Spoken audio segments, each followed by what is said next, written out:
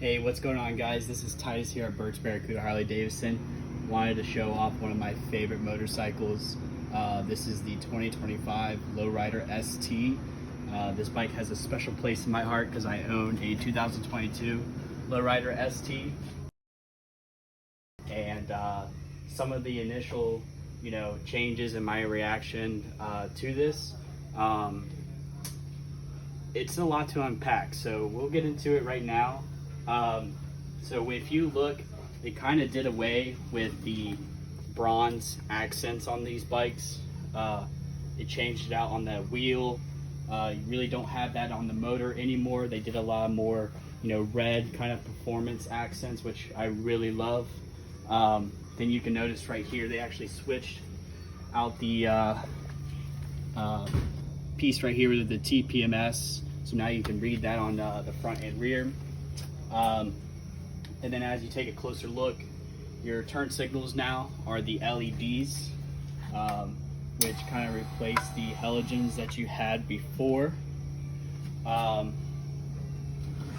if we go look onto this side of the bike, they went from that shotgun style kind of exhaust to this 2-in-1 that they made here, which a lot of guys have been moving towards the 2-in-1 style kind of pipes and the different variety of pipes that they make for it.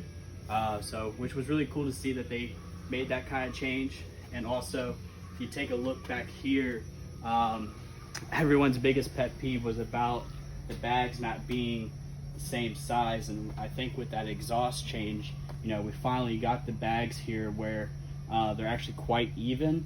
And then also back here, you kind of see they also put the LEDs back here with the turn signals in the rear.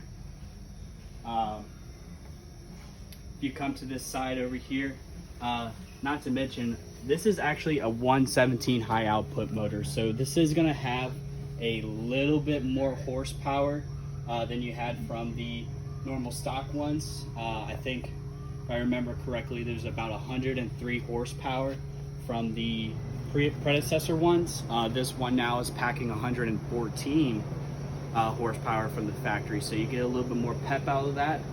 Now I kind of want to dive into the controls up here, and a lot of this looks very familiar to what your road glides and your street glides have now. So it's a little bit more bulkier, a little bit more easier to get to, especially when it comes to these high beams. This is what I really like, is that right here on the finger, you can press this in, pop it open to keep them on, but it's just a little bit more immediate to have those high beams.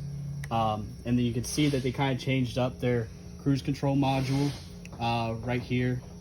You click it in, it's going to display on your new dial.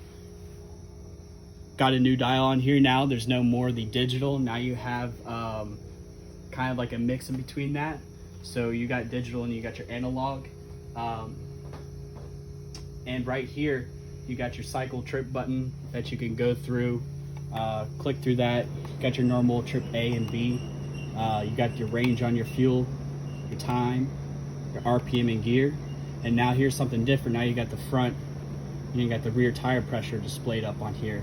I think I was reading through here is when you do install heated grips, it actually tells you the level of which your heated grips are at. I think there's 3 different levels that'll pop up. Haven't quite seen that just yet on here, just something that I've read.